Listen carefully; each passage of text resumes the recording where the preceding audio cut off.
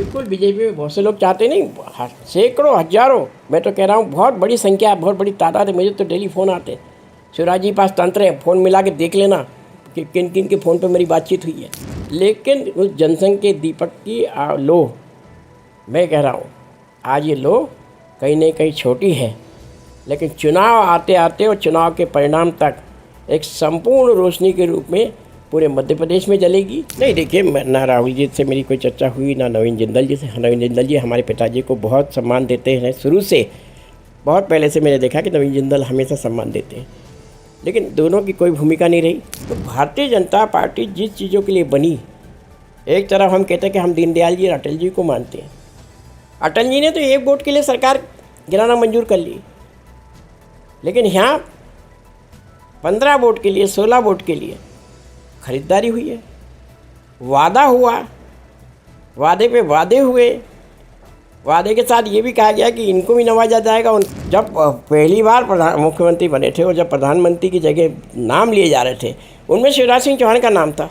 आज मेरे ख्याल में मध्य प्रदेश नहीं, मध्य प्रदेश क्या, देश के 16-17 सीएमओ के नाम पूछ लो तो उसमें शायद इनका नाम नहीं लेंगे लोग बात। कहाँ, किस गुमनामी की तरफ जा रहे हैं, किस पहचान को आप खो रहे हैं? आप इतनी बड़ी पहचान बना सकते थे। आपको तो धरोहर मिली थी उद्धव ठाकरे की, आपको धरोहर मिली थी प्यारेलाल खंडेलवाल की।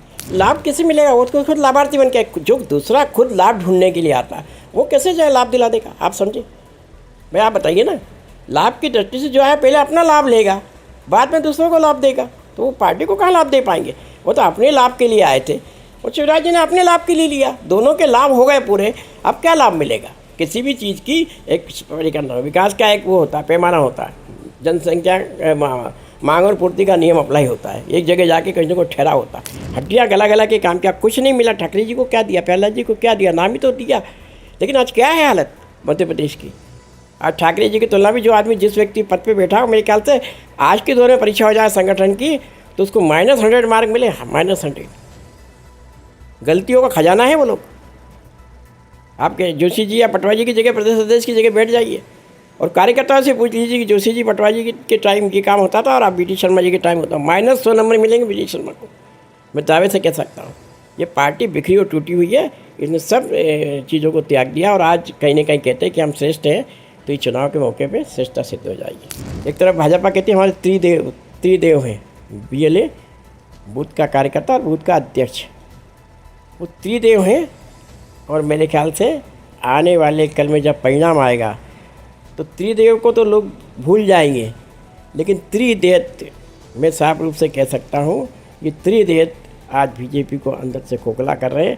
नहीं, एक सवाल ये भी है दीपक जी कि सिंधिया के बीजेपी में आने के बाद जो स्थिति आपके साथ बनी वो तो और 22 लोगों के साथ भी बनी है। वो स्थिति पार्टी के कई बुजुर्ग और पुराने नेता सिंधिया के आने से परेशान हैं, तो वो क्यों नहीं कांग्रेस की तरफ मुखातिब हुए? सिर्फ आप ही को क्यों मतलब आना पड़ा? नहीं देखिए, मैंने कहा ना, मेरी वो बात को तो मैं स्वीकार करता हूँ कि वो बात बाकी तो एक साथ मेरे साथ जो पिता की विरासत है, जिसको लेकर मैंने सिर्फ 5 बातें शिवराज जी से कही थी। आपको याद होगा, बागली की जनता ने बागली को जिला बनाओ का आंदोलन किया था 18 से पहले। तब माननीय शिवराज सिंह चौहान को के पास मेरे पिताजी स्वयं बागली वालों को लेके गए थे और शिवराज जी ने कहा था कि जोशी जी आए हैं इसलिए अगला जिला बागली बनेगा। उसके बाद एक जिला बना दिया। फिर उसके बाद जब माननीय जोशी जी की प्रथम पुण्यतिथि मन रही थी हाटपिपलिया गांव में, जहाँ पैदा हुए, 24 नवंबर 2020 को, उस दिन माँ बागली के लोगों ने नारेबाजी की थी। तब भी शिवराज सिंह चौहान ने कहा था प्राण जाए पर वचन ना जाए। तो ऐसी स्थिति में जब मेरे पिताजी की कई बातों को नहीं मनाया जा रहा, जो जिसको के लिए अभी सबूत है, चलो स्मारक आप मत बनाओ, मैं मानता हूँ, ना नामकरण करो, लेकिन जोशी जी ने जो बात कही, एक जोशी जी आदिवासियों के आत्मा के रूप में, और जोशी जी की आत्मा आदिवासियों में बसती थी। एक पटपड़ी का बांध है वहाँ पर, जिसके लिए जोशी जी बोल के आए थे कि पटपड़ी का बांध बनना चाहिए, नहीं बन पाया। तो क्या एक पिता की विरासत संभालने वाले सुपुत्र को ये जिम्मेदारी होना चाहिए कि नहीं होना चाहिए, एहसास होना चाहिए नहीं होना चाहिए कि मेरे पिताजी तो आज ब्रह्मलीन है, लेकिन उनकी आत्मा मुझसे तो कह रही ना कि पुत्र होने के नाते तुम्हारी जिम्मेदारियाँ हैं। जो काम मैंने नहीं किए कर पाया, जो काम मैं चाहता था वो काम नहीं हो रहा, उन जिम्मेदारों को आवाज़ लगाओ। जिम्मेदारों के कान में मेरे ख्याल से 1.5 साल से लगातार मैं बात कर रहा हूँ, हाँ कर रहे हैं, हाँ कर रहे हैं, हाँ कर रहे हैं, और बाद में तो ये हालत हो गई कि शिवराज जी ने मुझसे मिलने का टाइम देना बंद कर दिया। BD शर्मा जी को ऐसा लगता था। और दूसरी पार्टी में मेरी स्थिति पिछले 3 साल से ऐसी हो गई कि मैं बहुत बड़ा आतंकवादी हूँ। किसी पार्टी कार्यक्रम में मैं पहुँच जाऊँ, प्रदेश कार्यालय में पहुँच जाऊँ, तो ऐसा लगता था ये आ क्यों गया है, इसको क्यों आया है। तो आप बताइए, जब अपने घर में कोई आदमी बेगाना हो जाता है तो उसको, मुझे लगता है कि मेरे जैसे बहुत से लोगों के साथ ये हो रहा था। लेकिन कोई चाह रहा था कि इस चीज़ मुहिम को शुरू करे, तो मैंने सबकी एक बात को धारणा में रखते हुए आज ये, मैं तो दीपक हूँ। मतलब बीजेपी में कई लोग ऐसा चाहते हैं कि ये होना चाहिए। बिल्कुल, बीजेपी में बहुत से लोग चाहते नहीं, सैकड़ों हजारों, मैं तो कह रहा हूँ बहुत बड़ी संख्या, बहुत बड़ी तादाद है। मुझे तो डेली फ़ोन आते, शिवराज जी पास तंत्र है, फ़ोन मिला के देख लेना कि किन किन के फ़ोन पर मेरी बातचीत हुई है। मैं दावे से कह सकता हूँ। और मैंने जैसे कहा ना कि मेरा नाम दीपक है, मैं जनसंघ का दीपक। मेरे मैं जब पिताजी पहला चुनाव लड़ रहे थे तब मैं माता के गर्भ में था। तब से लेके 55 साल की उम्र तक मैं विधायक और सांसद का ही बेटा बना रहा था। दुनिया में किसी के पास ये पद काम नहीं होगा। लेकिन उस जनसंघ के दीपक की लो, मैं कह रहा हूँ आज ये लो कहीं न कहीं छोटी है, लेकिन चुनाव आते आते और चुनाव के परिणाम तक एक संपूर्ण रोशनी के रूप में पूरे मध्य प्रदेश में जलेगी। और मैं कह सकता हूँ कि जिन बातों को लेकर हमने लड़ाई लड़ी है वो आगामी सरकार पूरी करेगी। आगामी सरकार के नेतृत्व में हम मध्य प्रदेश को सही दिशा और दिशा देंगे, क्योंकि कमलनाथ जी का अपना एक विजन है, उनका एक अपनी सोच है। और मैं दावे से कह सकता हूँ, मैंने दोनों को देखा है, शिवराज सिंह जी चौहान को और कमलनाथ जी को। कमलनाथ जी के साथ अभी 5-7 दिन काम किया। शिवराज जी के साथ तो मैंने कॉलेज के ज़माने से काम किया है, जिस समय वो हमीदिया कॉलेज में थे, तब से लेकर उनके साथ काम किया। लेकिन कमलनाथ जी के साथ 5-6 दिन में कोई लाग लपेट नहीं, कोई ऐसी भाषा नहीं। लेकिन आपको ये कहा जा रहा है कि आपको लाए तो राहुल गांधी हैं कांग्रेस में, और वो उद्योगपति, ये भी एक चर्चा है कि उद्योगपति जो हैं नवीन जिंदल, उनका भी भूमिका रही है, उन्होंने आपकी मुलाकात करवाई। ये आज आप बता ही दो कि इसके पीछे क्या राज क्या है। नहीं, देखिए, ना राहुल जी से मेरी कोई चर्चा हुई, ना नवीन जिंदल जी से। नवीन जिंदल जी हमारे पिताजी को बहुत सम्मान देते हैं शुरू से। बहुत पहले से मैंने देखा कि नवीन जिंदल हमेशा सम्मान देते हैं, लेकिन दोनों की कोई भूमिका नहीं रही। मेरे कुछ दोस्त जो मेरे साथ हमेशा रहे, वो लगातार कह रहे थे कि अपन जब राजनीति या तो करना आप छोड़ दो, हमारे जैसे बन जाओ। राहुल गांधी से मुलाकात नहीं हुई आपकी? मेरी कोई मुलाकात किसी से नहीं हुई, दोनों से मुलाकात की बात भी नहीं हुई। मैं तो साफ बता रहा हूँ। मैंने कोशिश की कि भाई चलो ठीक है, क्योंकि मैं भोपाल से राजनीति में रहा हूँ, सब कांग्रेस के नेताओं से जो, और उस समय कांग्रेस बड़ी थी, बहुत बड़ी थी। हम 2 प्रेसिडेंट थे हम भोपाल में बीजेपी के, बाकी 58 प्रेसिडेंट कांग्रेस के थे। और 58 से मेरी दोस्ती थी। सभी का कहना था कि भाई कब तक ऐसा चलेगा, आप कुछ न कुछ निर्णय लो। तो मैंने कहा ठीक है, तो आप निर्णय करा दो। तो उन्होंने कहा आपको आना इधर पड़ेगा। मैंने कहा ठीक है, आप बात करिए। माननीय कमलनाथ जी थोड़ा सा मुझसे नाराज़ भी थे, क्योंकि पिछली बार भी 1-1.5 साल पहले मैंने उनसे कहा था कि मैं आ सकता हूँ, लेकिन फिर मैं आया नहीं। लेकिन बाद में उन्हीं लोगों ने माननीय कमलनाथ जी को कन्विंस किया। दिग्विजय सिंह जी के पास भी लोगों ने मैसेज पहुँचाया। इसके अलावा मैं राहुल भैया तक भी मैसेज पहुँचाया। अरुण यादव जी मेरे क्षेत्र के सांसद रहे, मुझे पारिवारिक सदस्य के रूप में मानते हैं। इनके अलावा सुरेश पचौरी जी भी हो सकते, इनसे भी मिला था, आपको याद होगा। आरिफ भाई चूँकि छात्र राजनीति में मेरे उस्ताद रहे, क्योंकि छात्र राजनीति में उनके अंडर में काम करा। मेरे गुरु रहे विनय सेंगर जी, जो MBM कॉलेज और बीजेपी के एकमात्र यूनिवर्सिटी प्रेसिडेंट रहे, उनसे भी मैंने संदेश पहुँचाया था। सबका एक पावर था, ये था कि अगर आप आना चाहें तो हम आपको सम्मान लेंगे और आपको काम में लगाएंगे। नहीं, लेकिन ये है ना, बीजेपी का कहना ये है कि पूरी पार्टी का एकदम चोला बदल गया है, एकदम नए लोग आ गए हैं, तो अब पुराने लोगों की उनको इतनी ज़रूरत है नहीं है, नए लोगों की ज़रूरत है। और कई सदस्य बन गए, मिस्ड कॉल वाले मेंबर भी बन गए हैं।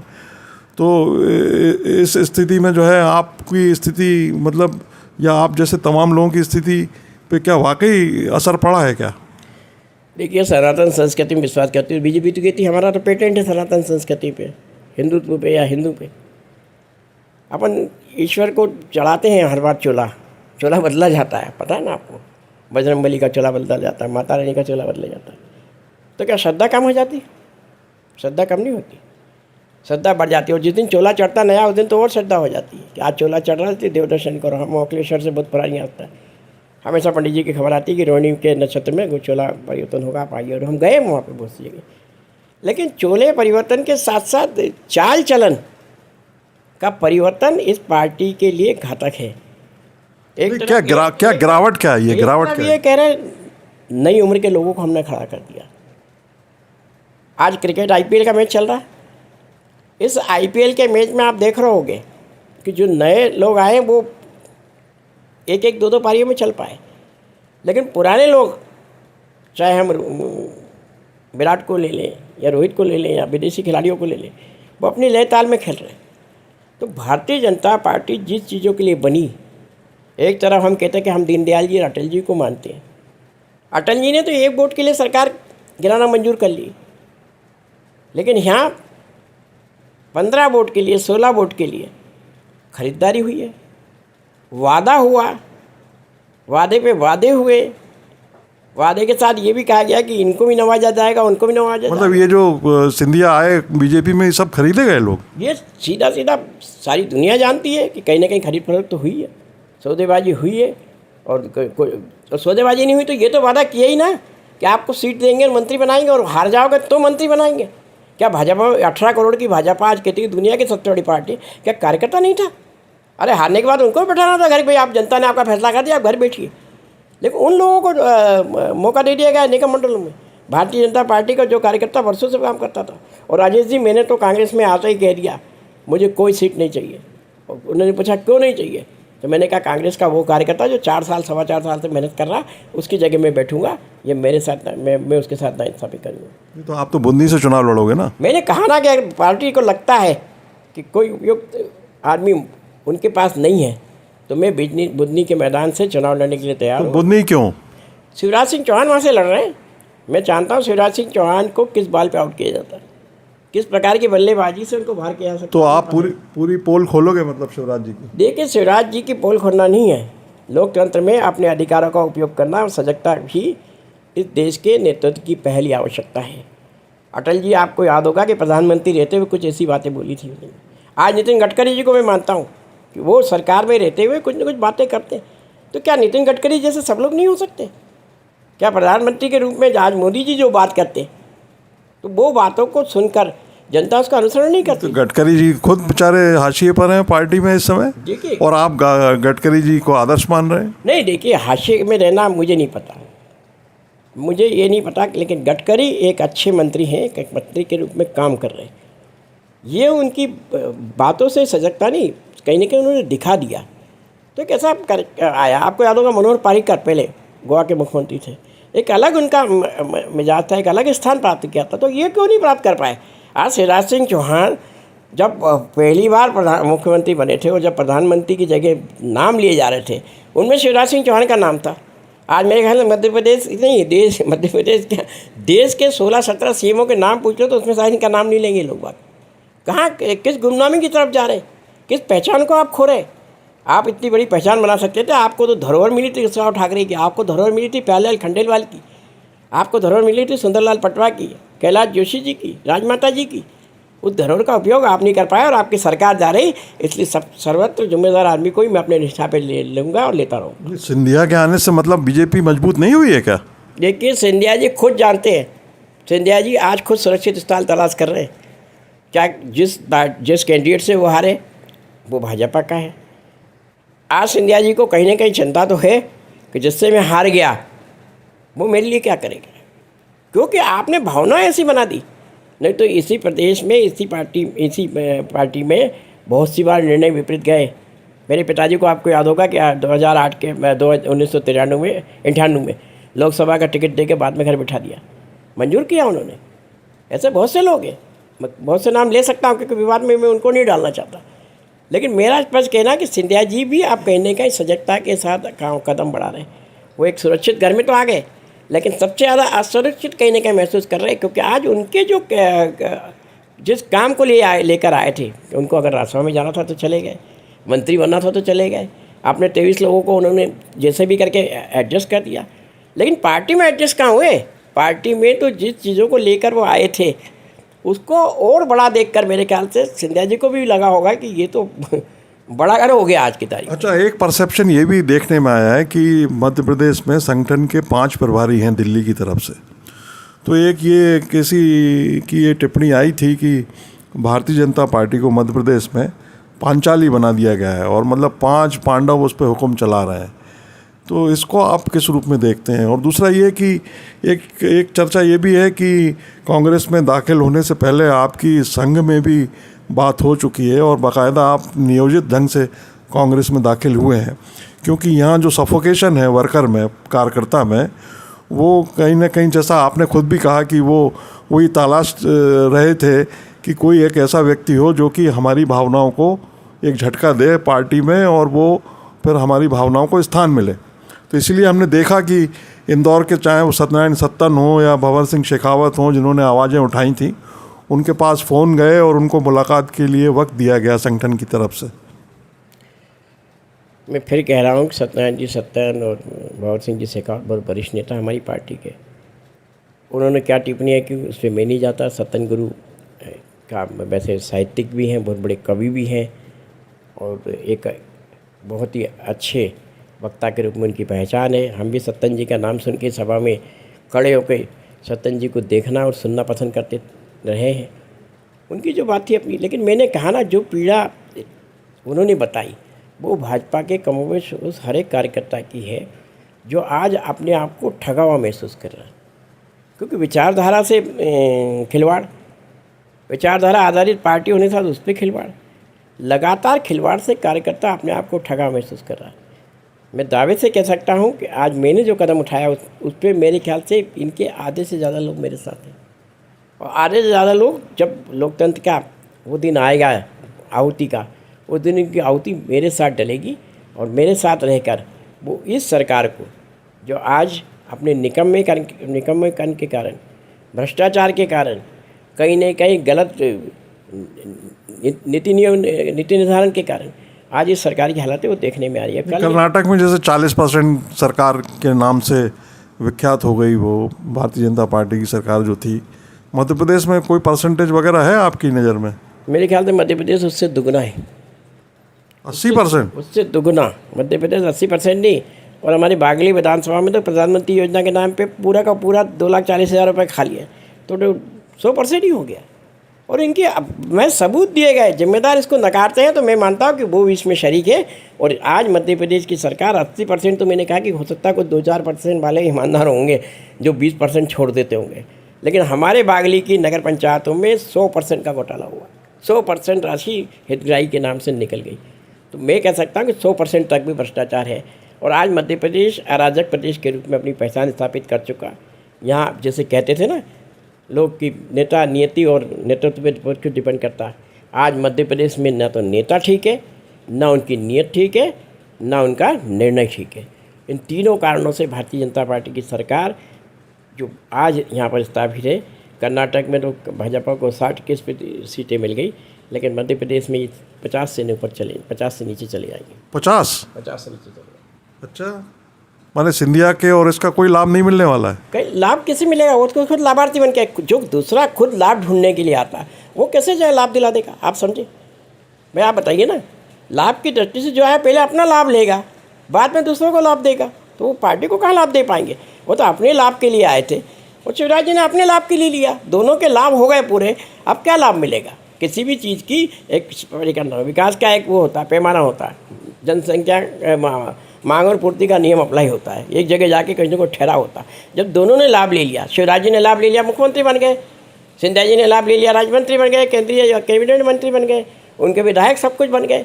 ये लाभ के अलावा उनकी क्या धारणा थी? कौन सा मध्य प्रदेश हो जाते थे? सम्मान की बात करते तो कौन सा सम्मान का काम उन्होंने किया एक दिन में? उन्होंने कहा मैं सड़क पर आ जाऊँगा, कौन सा सड़क पर आकर उन्होंने काम दिखाया जनता के हित में? मुझे लगता है वो जैसे कहा ना कि चारों तरफ उनको हरा हरा दिख रहा है तो वो हरा हरा मानेंगे, लेकिन हम देख रहे हैं कि ये रेगिस्तान में तब्दील हो गया प्रदेश। उस रेगिस्तान के लिए जिम्मेदार लोगों को जनता छोड़ेगी नहीं, उनको बख्शेगी नहीं। मध्य प्रदेश में भाजपा के पास इतने बड़े बड़े नेता हैं, स्टालवार्ट हैं एकदम, मतलब शिवराज जी हैं, सिंधिया जी हैं और नरेंद्र सिंह तोमर हैं, कैलाश विजयवर्गीय हैं, बड़े बड़े नेता हैं यहाँ। और फिर दिल्ली के नेता आएंगे, आप कल्पना तो करो जब मोदी जी आएंगे, अमित शाह आएंगे, नड्डा जी आएंगे, तो मध्य प्रदेश का क्या दृश्य रहने वाला है? आप कह रहे हो 50 से ज़्यादा सीट नहीं आएगी? देखिए, यही काम कर्नाटक में हुआ है। कर्नाटक में एक जेडीएस भी थी, आपको याद होगा, जेडीएस और कांग्रेस का वोट कहीं ना कहीं बटा है और आज बीजेपी 64 के आसपास पहुंच गई। लेकिन मध्य प्रदेश की हालत में कह रहा हूँ उससे ज़्यादा ख़राब है। मध्य प्रदेश को ये सब चीज़ें मामूल बताते, लेकिन अगर बताने की बात करें, चाहे NCRB के नेशनल क्राइम ब्यूरो का रिकॉर्ड हो, या मध्य प्रदेश की पर कैपिटल इनकम हो, या मध्य प्रदेश की शिक्षा में स्थिति हो, या मध्य प्रदेश की रोजगार की दृष्टि से स्थिति हो, आज हम मध्य में बैठे हैं। GST लगने के बाद मध्य प्रदेश को तो सुपर पंखे लग जाना चाहिए था। कैसे कैसे छलावा करते हैं लोग। हमारे यहाँ एक घोषणा हो गई कि मध्य प्रदेश की सरकार की तरफ से सुरक्षित चली, छापड़ा में एयरपोर्ट बनेगा। अब छापड़ा में एयरपोर्ट बनेगा तो अनन फनन बड़े बड़े लोग आ गए। जो कोड़ियों की ज़मीन थी करोड़ों के भाव लग गए, बहुत से सौदे भी हो गए। वो सौदे आज कैंसिल हो गए, एयरपोर्ट कैंसिल। लैंड पुलिंग की योजना बनी 32 गाँव में ₹8 की। किसान रो रहा, किसान कह रहा है कि भाई ये योजना नहीं, लेकिन आज तक उस योजना का क्या हो रहा है कोई बताने वाला नहीं। तो ऐसे दृष्टिकोण में सब बड़े नेता, मैं नहीं कहता कि सब खराब है, लेकिन जब किसी चीज़ पे दाग लग जाता है, हम कहते हैं ना, हम शादी ब्याह में जाते हैं और एक भी दाग लग जाता है तो हम अपने आप को उस कपड़े से या तो असमझ, शादी में चले गए तो असमझ महसूस करते या उसको बदलने का प्रयास करते। तो भारतीय जनता पार्टी की बड़े नेताओं की दशा दिशा भी यही है। और मेरे ख्याल से बहुत से लोग तो मुझे फ़ोन पे बता चुके हैं, बहुत से लोगों ने मुझे बधाई दी है। मैं फिर कह रहा हूँ मेरे कॉल डिटेल निकालो, आपको नंबर आ जाएंगे। जिन नाम लिए ना, इनमें से कम 5 नाम मेरे साथ थे। उन्होंने ये कहा कि आपने बहुत अच्छा फैसला लिया, कम से कम आप कुछ न कुछ सुधार होगा, क्योंकि वो कुंठित थे, उनकी आत्माएं भी कुंठित थी सब देखकर। ये बड़े नेता जो सब नाराज हैं शिवराज जी से। आपसे कह रहा ना, कुछ नेताओं के फ़ोन मेरे पास आए, शिवराज जी चाहे तो कॉल डिटेल निकाल ले, अगर उनके ही फ़ोन से उन्होंने फ़ोन लगाया होगा तो उन्होंने स्पष्ट कहा कि तुमने बहुत अच्छा निर्णय लिया, हम भी ले सकते थे लेकिन हम जानते हैं। तो मुझे कहा ठीक है भाई साहब, आप अपनी जगह रहो, मैं तो अपना काम करूँगा। तो कहीं ना कहीं देखने में मिलता है। और मुझे नहीं लगता कि, और कर्नाटक में तो पूरी सेना ही उतारी थी इन्होंने, पूरे केंद्रीय मंत्री को उतारा था कि आकांक्षी विधानसभा और फलाना और बूथ का मैनेजमेंट। मध्य प्रदेश में आप देख लो ना, संगठन कहते हैं कि हम सर्वश्रेष्ठ मध्य प्रदेश में इनसे पिछली बार पूछ लेना कि आपकी सदस्यता कितनी हुई, आपको वोट कितना मिला। सदस्यता से वोट कम मिल गया तो सदस्य वोट देने के लिए तैयार नहीं आपको। क्या ऐसा संगठन सर्वश्रेष्ठ संगठन है? सदस्यता से कम वोट मिले? मेरे ख्याल से सदस्यता से कम वोट मिले। जो मध्य प्रदेश में सदस्यता है उससे कम वोट मिले। कितनी है मध्य प्रदेश में सदस्यता? लगभग 1.5-2 करोड़ बताते हैं, और उससे 5-7 लाख वोट कम मिले इन्हें। अच्छा, तो आपने मतलब तय किया है कि अगर कांग्रेस आपको कहेगी बूंदी से इलेक्शन लड़ने के लिए तो आप लड़ेंगे? बिल्कुल तैयार। तो वहाँ बूंदी की जनता को बताएंगे क्या? मैं परसों ही बुधनी जा रहा हूँ माननीय सज्जन सिंह वर्मा जी के साथ। बुधनी क्षेत्र का नसुल्लागंज, जहाँ मैं कॉलेज राजनीति से जुड़ा रहा, बहुत से परिवारों से मेरा व्यक्तिगत संबंध है, हम वहाँ हुंकार भरने जा रहे हैं।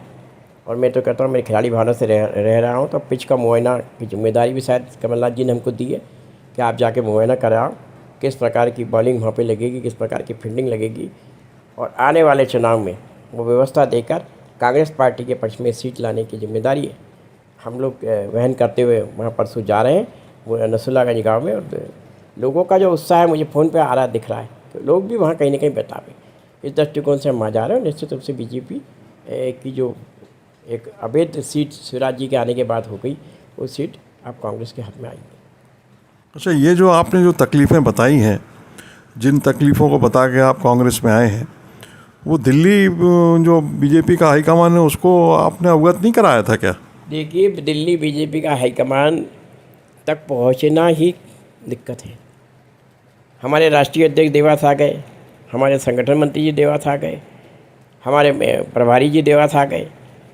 क्या इन जिम्मेदारों को इतना एहसास नहीं कि यहाँ कैलाश जोशी जी रहते हैं, उनके परिवार से हम पूछ लें?